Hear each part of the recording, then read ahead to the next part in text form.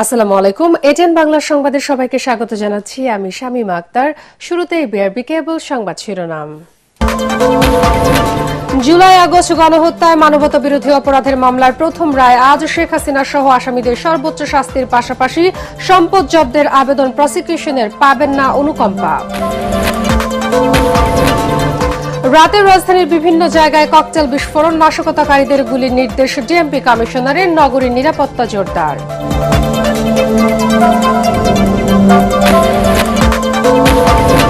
রায়কে কেন্দ্র করে নৈরাজ্য সৃষ্টির চেষ্টা রুখে দিতে দেশবাসীর প্রতি আহ্বান বিএনপির। নাশকতা করলে প্রতিহতের ঘোষণা জামায়াত সহ ৮ দলের। নির্বাচনে সুষ্ঠু ও নিরাপদ পরিবেশ তৈরিতে রাজনৈতিক দল সহ সবার সহযোগিতা চেয়েছে সিইসি।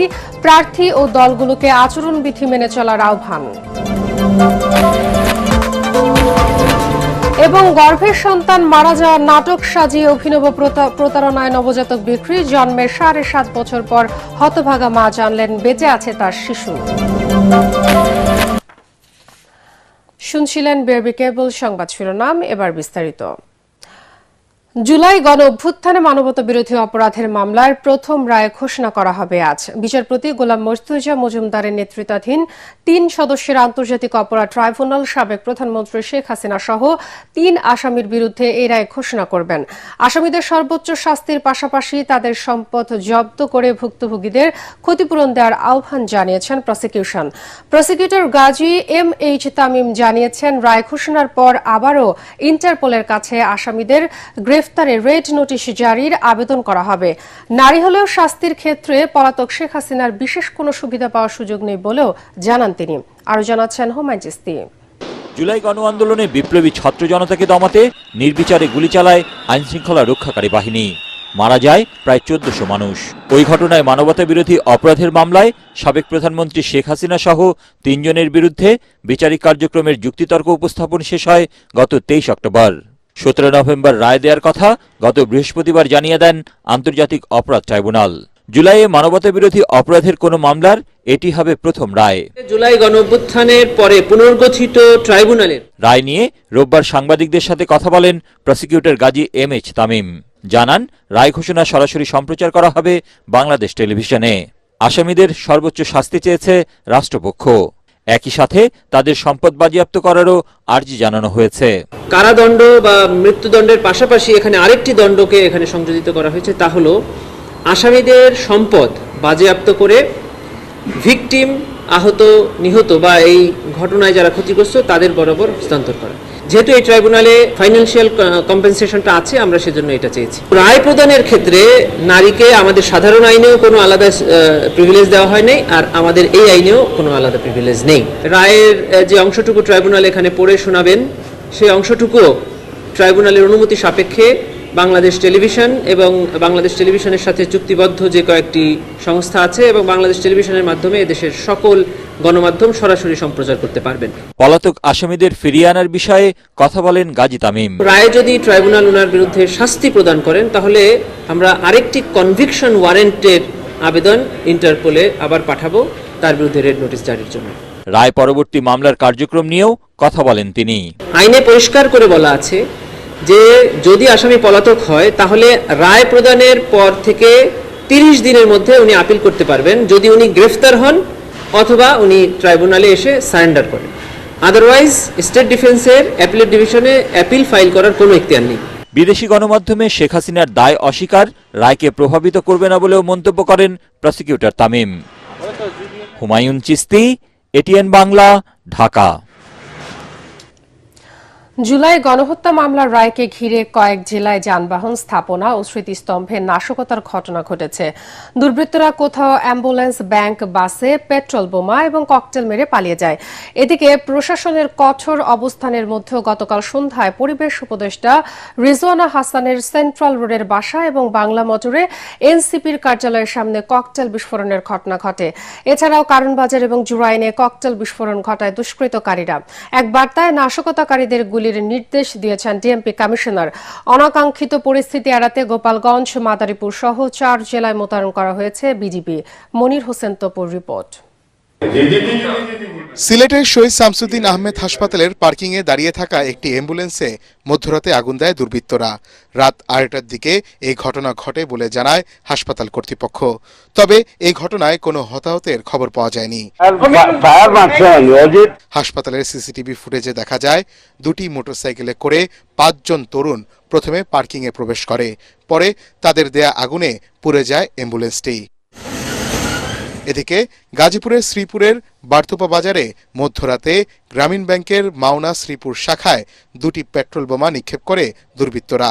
এতে প্রতিষ্ঠানের সাইনবোর্ডটি পুড়ে গেলেও অন্য কোনো ক্ষয়ক্ষতি হয়নি বলে জানিয়েছেন প্রতিষ্ঠানটির এরিয়া ম্যানেজার মোহাম্মদ আব্দুর রাজ্জাক। বগুড়ার শেরপুর উপজেলায় গ্রামীণ ব্যাংকের আরেকটি শাখায়ও আগুন দেওয়া হয়েছে। ভবনটির সীমানা প্রাচীরের বাইরে থেকে ব্যাংকের সাইনবোর্ডে আগুন ধরিয়ে দিয়ে পালিয়ে যায় দুর্বৃত্তরা, যদিও কিছুক্ষণের মধ্যে নিভে যায় আগুন। শেরপুর থানার ওসি মঈনুদ্দিন জানান, এক যুবক লম্বা একটি লগির মাথায় আগুন জ্বালিয়ে গ্রামীণ ব্যাংকের এই শাখায় সাইনবোর্ডে আগুন ধরিয়ে দিয়েছেন, আর পাশে থাকা আরেক যুবক সেটির ভিডিও ধারণ করেছেন। মাদারীপুরের ঢাকা বরিশাল মহাসড়কের ঢাসার উপজেলার গোপালপুর থেকে মেলকাই পর্যন্ত শাটডাউন কর্মসূচি পালন করেছে কার্যক্রম নিষিদ্ধ সংগঠন আওয়ামী লীগের নেতাকর্মীরা। রাস্তার দুপাশে গাছ কেটে ফেলে সড়ক অবরোধ করলে দুই দিক থেকে যান চলাচল সম্পূর্ণভাবে বন্ধ হয়ে যায়। ভোর 4টা থেকে 6টা পর্যন্ত যান চলাচল বন্ধ থাকে। এ সময় কালকিনি উপজেলা আওয়ামী লীগের নেতাকর্মীরা শাটডাউন সফল করার জন্য বিক্ষোভ মিছিল করে। সকাল হওয়ার সাথে সাথেই মাদারীপুরের আইনশৃঙ্খলা বাহিনী এবং স্থানীয় বিএনপি ও জামাতের নেতাকর্মীরা সড়কটি দ্রুত স্বাভাবিক করতে কাজ শুরু করেন। পরে যান চলাচল স্বাভাবিক হয়। এদিকে সাভার ও মানিকগঞ্জে বাসে আগুন দিয়েছে দুর্বৃত্তরা। ফেনীতে জুলাই স্মৃতিস্তম্ভে আগুন দেওয়া হয়েছে। সিসি ক্যামেরার ফুটেজ বিশ্লেষণ করে এসব ঘটনায় জড়িত আসামিদের গ্রেফতারে অভিযান অব্যাহত রেখেছে প্রশাসন। এসব জেলায় নাশকতার ঘটনা ঘটলেও ঢাকা ছিল অনেকটা নিরাপদ। প্রশাসনের কঠোর নজরদারি এবং তল্লাশি কার্যক্রমের ফলে দিনের আলোতে কোনো নাশকতার খবর পাওয়া যায়নি। তবে সন্ধ্যার পর কারওয়ান বাজার, জুরাইন বিক্রম প্লাজা সহ কয়েকটি জায়গায় বিচ্ছিন্ন কিছু ঘটনা ঘটেছে। মনির হোসেন তপু, এটিএন বাংলা, ঢাকা। জুলাই গণহত্যায় শেখ হাসিনার রায়কে ঘিরে দেশে নৈরাজ্য সৃষ্টির পায়তারা চলছে বলে অভিযোগ করেছেন বিএনপি মহাসচিব মির্জা ফখরুল ইসলাম আলমগীর। দলের নেতাকর্মী সহ দেশবাসীকে এই নৈরাজ্য রুখে দেওয়ার আহ্বান জানিয়েছেন তিনি। রাজধানীতে এক অনুষ্ঠানে তিনি বলেন, নানা অনিশ্চয়তার মধ্যেও দেশ যখন নির্বাচনমুখী, তখন একটি মহল নানা দাবির নামে ভোটকে বিলম্বিত করার চেষ্টা করছে। বলেন, গণতান্ত্রিক উত্তরণে নির্বাচনই একমাত্র পথ। কামরুজ্জামান রাজীবের রিপোর্ট। মজলুম জননেতা মাওলানা ভাসানীর ৪৯তম মৃত্যুবার্ষিকী উপলক্ষে জাতীয় প্রেস ক্লাবে আয়োজিত আলোচনা সভায় অংশ নেন বিএনপি মহাসচিব মির্জা ফখরুল ইসলাম আলমগীর সহ বিশিষ্টজনেরা। এতে বক্তারা বলেন, ভাসানী ছিলেন বাংলাদেশের স্বাধীনতা, সার্বভৌমত্ব ও গণতন্ত্রের স্বপ্নদ্রষ্টা। আজীবন লড়েছেন সাধারণ মানুষের অধিকার প্রতিষ্ঠার জন্য। এ সময় বিএনপি মহাসচিব বলেন, বর্তমানে দেশে বিভ্রান্তিকর রাজনীতি চলছে। গণতন্ত্র প্রতিষ্ঠার যে আকাঙ্ক্ষা নিয়ে গণ অভ্যুত্থান হয়েছে তা পূরণে কারো আন্তরিকতা নেই। দেশে স্থিতিশীলতা ফেরাতে এখন সবচেয়ে বড় প্রয়োজন নির্বাচিত সরকার। অর্থনীতির অবস্থা দিন দিন খারাপ হচ্ছে, আইন শৃঙ্খলা পরিস্থিতি খুবই খারাপ হচ্ছে। নির্বাচিত সরকার না থাকলে খুবই খারাপ হবে। কিছু গোষ্ঠী, কিছু মহল আজকে পরিকল্পিতভাবে এই বাংলাদেশে একটা অনিশ্চয়তা সৃষ্টি করতে চায় এবং তারা বিভিন্ন রকম দাবি তুলে নির্বাচনকে ব্যাহত বা বিলম্বিত করতে চায়। কিন্তু এই দেশের মানুষের এখন সবচেয়ে বড় প্রয়োজন যেটা, তারা হচ্ছে একটা নির্বাচিত সরকার যার পিছনে জনগণ থাকবে। আহ্বান জানাবো সমস্ত রাজনৈতিক দলগুলোর কাছে যার কাল বিলম্ব না করে নির্বাচন প্রক্রিয়াকে সমর্থন জানিয়ে এই দেশের মানুষের তাদের প্রতিনিধি নির্বাচিত করার সুযোগ সৃষ্টি করে দেওয়ার জন্য। শেখ হাসিনার বিরুদ্ধে মানবতা বিরোধী অপরাধের মামলার রায়কে কেন্দ্র করে দেশকে অস্থিতিশীল করার চেষ্টা করলে সবাইকে প্রতিরোধ গড়ে তোলার আহ্বান জানান ফখরুল। ফ্যাসিস্ট হাসিনার গণহত্যার বিরুদ্ধে যেটা ট্রায়াল হয়েছে তার রায় বেরোবে। একটা মহল এটা নিয়ে বাংলাদেশে আবার একটা নৈরাজ্য সৃষ্টি করার জন্য পায়তারা করছে। আমাদের আজকে রুখে দাঁড়াতে হবে। বাংলাদেশের বাংলাদেশের ছাত্রদের অভ্যুত্থানের মধ্য দিয়ে যে সুযোগ আমরা পেয়েছি সেই সুযোগ যেন আমরা নষ্ট না করি এবং গণতন্ত্রের উত্তরণের পথকে যেন আমরা আরো সহজ করে তুলি, সেই লক্ষ্যে আমাদেরকে কাজ করতে হবে। বিএনপি মহাসচিব বলেন, গণতন্ত্র প্রতিষ্ঠার প্রশ্নে ঐক্যবদ্ধ থেকে সব রাজনৈতিক দলকে নির্বাচনের দিকে এগিয়ে যেতে হবে। কামরুজ্জামান রাজীব, এটিএন বাংলা, ঢাকা। মানবতাবিরোধী অপরাধের মামলায় শেখ হাসিনার বিরুদ্ধে রায়কে ঘিরে কার্যক্রম নিষিদ্ধ আওয়ামী লীগ কোনো নাশকতামূলক কর্মকাণ্ড করলে শক্ত হাতে তা প্রতিহতের হুঁশিয়ারি দিয়েছে জামায়াতে ইসলামী সহ সমমনা ৮ দল। রাজধানীর মগবাজারে আল ফালাহ মিলনায়তনের সংবাদ সম্মেলনে দলটির সেক্রেটারি জেনারেল মিয়া গোলাম পরোয়ার বলেন, নির্বাচনে লেভেল প্লেইং ফিল্ড নিশ্চিত করা এবং ফ্যাসিবাদীদের বিচার সহ ৫ দফা দাবিতে ৮ দলের আন্দোলন চলবে। এতে জাতীয় নির্বাচন আয়োজনে কোনো প্রভাব পড়বে না বলেও জানান জামায়াতের এই নেতা। ইমদাদুল্লাহ বাবুর রিপোর্ট। দেশের চলমান রাজনৈতিক পরিস্থিতি পর্যালোচনায় রাজধানীর মগবাজারে দৈনিক সংগ্রাম পত্রিকার আল ফালাহ মিলনায়তনে বৈঠকে বসেন জামায়াতে ইসলামী ও সমমনা ৮ দলের শীর্ষ নেতারা। আমিরে জামায়াত ডক্টর শফিকুর রহমানের সভাপতিত্বে এই বৈঠকে অংশ নেন বিভিন্ন দলের প্রধানরা। আলোচনা পরবর্তী সংবাদ সম্মেলনে ব্রিফ করেন জামায়াতের সেক্রেটারি জেনারেল অধ্যাপক মিয়া গোলাম পরোয়ার। তিনি বলেন, বৈঠকের পর্যালোচনায় উঠে এসেছে প্রধান উপদেষ্টার ভাষণে জন আকাঙ্ক্ষা পূরণ হয়নি। মাঠে নির্বাচনে সব দলের সমান অধিকার, এই সমতা রক্ষার যে দাবি আমাদের ৫ দফার অন্যতম দাবি, এটা ভঙ্গ হচ্ছে। আমরা দেখতে পাচ্ছি একটি দলকে খুশি করার জন্য কোন গোপন সলা পরামর্শে হয়তো এই কাজটা চলছে। ফ্যাসিবাদের আন্দোলনের কর্মসূচিতে নাশকতার কোন সুযোগ এই জাতি দেবে না, আগের দিনেও যায়নি, এটা কোনো স্থানই পাবে না ইনশাআল্লাহ। আমাদের ৮ দল মাঠে থাকবে ইনশাআল্লাহ। একই দিনে 2 ভোট জনমনে সংশয় তৈরি করেছে মন্তব্য করে এটি দ্রুত দূর করতে বৈঠকে ৮ দলের নেতারা সরকারের ভূমিকা প্রত্যাশা করেন। প্রধান উপদেষ্টা একই দিনে ভোট একথা বলার কারণে যে সংশয়, তা সরকারকে দূর করতে হবে। আমাদের যে দাবিগুলো এখনো পূরণ হয়নি, আংশিক পূরণ হয়েছে, সেই দাবির সংগ্রামে রাজপথে ৮ দলের কর্মসূচি ইনশাআল্লাহ অব্যাহত থাকবে। আমাদের এই আন্দোলনের জন্য সংস্কার প্রস্তাবের গুরুত্বপূর্ণ ম্যাটেরিয়ালস গুলো কিন্তু ঐক্যমত্য কমিশন এবং গণভোটে ইনশাআল্লাহ যাচ্ছে। আর আন্দোলনের মধ্য দিয়ে আমরা মনে করি নির্বাচন প্রভাবিত হবে না, বরং নির্বাচনকে অবাধ, সুষ্ঠু, নিরপেক্ষ হওয়ার ক্ষেত্রেই আমাদের এই আন্দোলন ভূমিকা রাখবে। গোলাম পরোয়ার আরো বলেন, জুলাই সনদ বাস্তবায়নের আদেশ জারি হওয়ায় বৈঠক থেকে সরকারকে ধন্যবাদ জানিয়েছেন ৮ দলের শীর্ষ নেতারা। ইমদাদুল্লাহ বাবু, এটিএন বাংলা, ঢাকা। নিরাপদ ভোটের পরিবেশ তৈরিতে রাজনৈতিক দলের সহায়তা প্রয়োজন বলে জানিয়েছেন প্রধান নির্বাচন কমিশনার এএমএম নাসির উদ্দিন। তিনি বলেন, প্রার্থীরা আচরণবিধি ঠিকঠাক মতো পালন না করলে নির্বাচন সুষ্ঠু হবে না। রাজধানীর আগারগাঁও নির্বাচন কমিশন ভবনে রাজনৈতিক দলগুলোর সাথে দ্বিতীয় দিনের সংলাপে এসব কথা বলেন সিইসি। এ সময় নির্বাচনের লেভেল প্লেইং ফিল্ড, সুষ্ঠু পরিবেশ নিশ্চিতে পেশি শক্তির ব্যবহার বন্ধে কমিশনকে কঠোর হওয়ার আহ্বান জানান রাজনৈতিক দলগুলোর প্রতিনিধিরা। বিস্তারিত জানাচ্ছেন ইয়াসিন রানা। নির্বাচনকে সামনে রেখে রাজনৈতিক দলগুলোর সাথে ধারাবাহিক সংলাপ করছে নির্বাচন কমিশন। এর অংশ হিসেবে দ্বিতীয় দিন 2 দফায় 12টি দলের প্রতিনিধিদের সাথে সংলাপে বসেন প্রধান নির্বাচন কমিশনার এএমএম নাসির উদ্দিন। সকালে সংলাপে অংশ নেয় গণফোরাম, গণফ্রন্ট, ইসলামিক ফ্রন্ট বাংলাদেশ, ইসলামী ঐক্যজোট, বাংলাদেশ সুপ্রিম পার্টি এবং বাংলাদেশ জাতীয় পার্টি।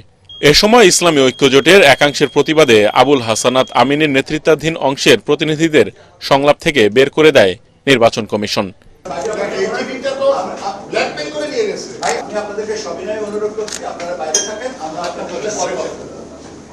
সংলাপের শুভেচ্ছা বক্তব্যে প্রধান নির্বাচন কমিশনার বলেন, সুষ্ঠু ও গ্রহণযোগ্য নির্বাচনের জন্য রাজনৈতিক দলগুলো ও প্রার্থীদের সহযোগিতা প্রয়োজন। সামনে যে নির্বাচনটা আমরা যাতে একটা সুন্দর গ্রহণযোগ্য পরিবেশে যাতে একটা নির্বাচনটা অর্গানাইজ করতে পারি, এটা আপনাদের সহযোগিতা চাওয়া আমাদের মূল উদ্দেশ্য। একটা সেফ এনভায়রনমেন্ট যাতে আমরা ক্রিয়েট করতে পারি, সেই ব্যাপারে আমাদেরকে সহযোগিতা করা, কিভাবে আমরা একটা সুস্থ সুন্দর একটা নির্বাচন দিতে পারি এবং সবার জন্য লেভেল প্লেইং ফিল্ড আমরা ইনশিওর করতে পারি, এটা আপনাদের পরামর্শ চাইব। এ সময় কমিশনের ওপর আদালতের হস্তক্ষেপ বন্ধ না হলে সঠিক সময়ে সুষ্ঠু নির্বাচন আয়োজন নিয়ে শঙ্কা প্রকাশ করেন রাজনৈতিক দলগুলোর প্রতিনিধিরা। সক্ষমতা সম্পূর্ণ নির্বাচন কমিশনের মাধ্যমে আমরা যেন আমাদের পথযাত্রা শুরু করতে পারি।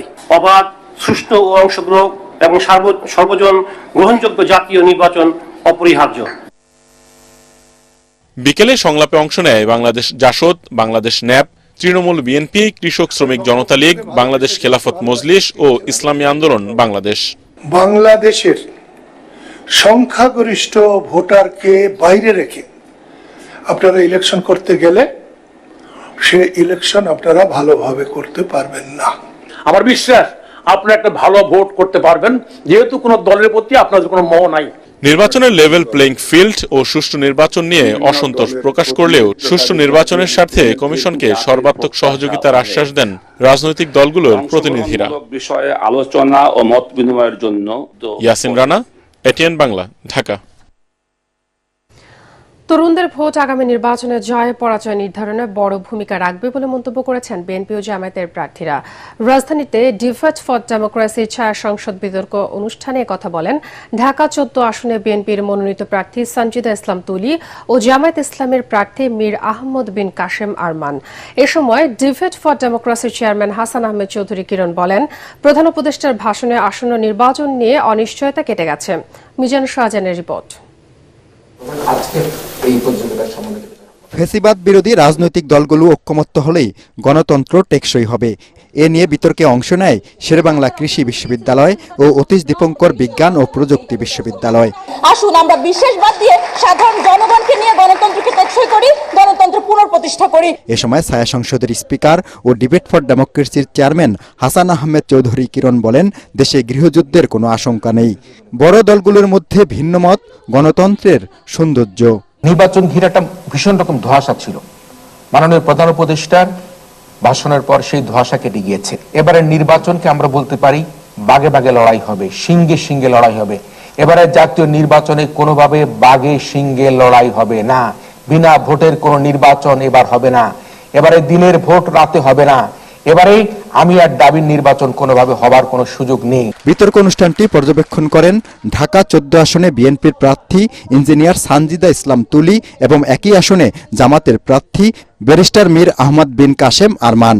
27 বছর বয়সের স্ত্রী আর 2 সন্তানকে রেখে 8 বছর আয়না ঘরে থাকা ব্যারিস্টার আরমান বলেন, সিদ্ধান্ত নিতে না পারা 42% ভোটারের সিদ্ধান্তে পাল্টে যেতে পারে হিসেব নিকেশ।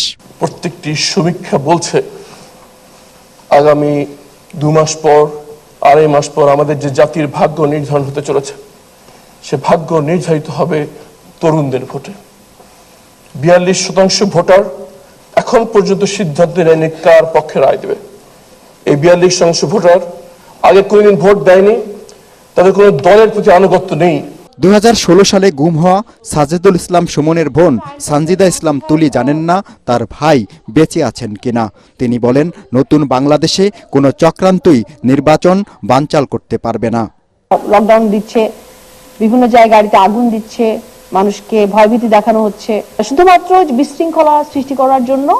কিন্তু আমার মনে হয় অভ্যুত্থানের পরে, জুলাই পরবর্তীতে মানুষ উদ্দেশ্যটা বুঝতে পারে এবং এটা সফল করতে দিবে না। আসলে অতীশ দীপঙ্কর বিজ্ঞান ও প্রযুক্তি বিশ্ববিদ্যালয়ের নুরি সুলতানা নুপুরদের শক্তিশালী অবস্থানের সামনে পরাজিত হয় সরকারি দল শেরেবাংলা কৃষি বিশ্ববিদ্যালয়।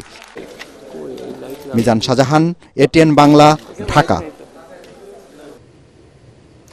ত্রয়োদশ জাতীয় সংসদ নির্বাচনে অংশ নিতে জাতীয় নাগরিক পার্টি এনসিপির দলীয় প্রতীক শাপলা কুলের মনোনয়ন ফর্ম সংগ্রহ করেছেন দলটির উত্তরাঞ্চলের মুখ্য সংগঠক সার্জিস আলম। রাজধানীর বাংলা মোটরে এনসিপির প্রধান কার্যালয় থেকে মনোনয়ন ফর্ম সংগ্রহ করেন তিনি। পঞ্চগড় 1 আসন থেকে জাতীয় নির্বাচনে অংশ নিতে মনোনয়ন ফর্ম সংগ্রহ করেছেন তিনি।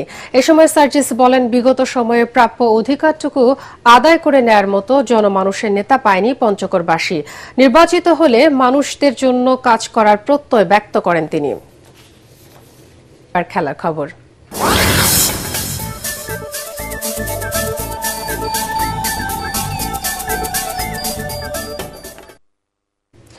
দেশের মাটিতে পরাজয় দিয়ে টেস্ট সিরিজ শুরু করল ভারত। কলকাতা টেস্টে দক্ষিণ আফ্রিকার কাছে ৩০ রানে হেরেছে শুভমান গিলের দল।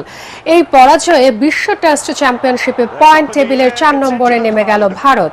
আর ১৫ বছর পর ভারতের মাটিতে টেস্ট জিতল দক্ষিণ আফ্রিকা। দ্বিতীয় ইনিংসে প্রোটিয়ারা ১৫৩ রানে অল আউট হলে জয়ের জন্য ভারতের টার্গেট দাঁড়ায় ১২৪ রানের। সফরকারীদের স্পিন আক্রমণে মাত্র ৯৩ রানে গুটিয়ে যায় স্বাগতিকরা। স্পিনাররাই নিয়েছেন ৭ উইকেট।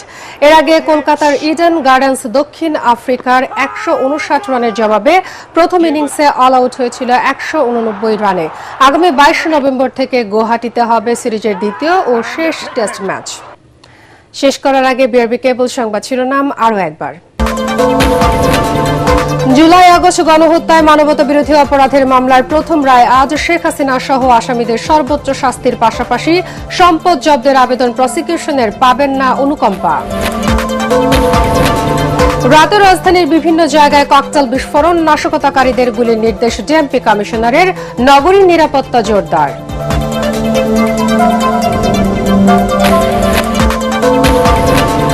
রায়কে কেন্দ্র করে নৈরাজ্য সৃষ্টির চেষ্টা রুখে দিতে দেশবাসীর প্রতি আহ্বান বিএনপির। নাশকতা করলে প্রতিহতের ঘোষণা জামায়াত সহ ৮ দলের। নির্বাচনে সুষ্ঠু ও নিরাপদ পরিবেশ তৈরিতে রাজনৈতিক দল সহ সবার সহযোগিতা চেয়েছে সিইসি। প্রার্থী ও দলগুলোকে আচরণবিধি মেনে চলার আহ্বান। এবং গর্ভেই সন্তান মারা যাওয়ার নাটক সাজিয়ে অভিনব প্রতারণায় নবজাতক বিক্রি। জন্মের ৭.৫ বছর পর হতভাগা মা জানলেন বেঁচে আছে তার শিশু। পরবর্তী সংবাদ দেখার আমন্ত্রণ জানিয়ে এখনকার মতো শেষ করছি। এটিএন বাংলা সংবাদ ইউটিউবে দেখতে ব্রাউজ করুন youtube/ATN বাংলা নিউজ। সাথে থাকার জন্য ধন্যবাদ সবাইকে।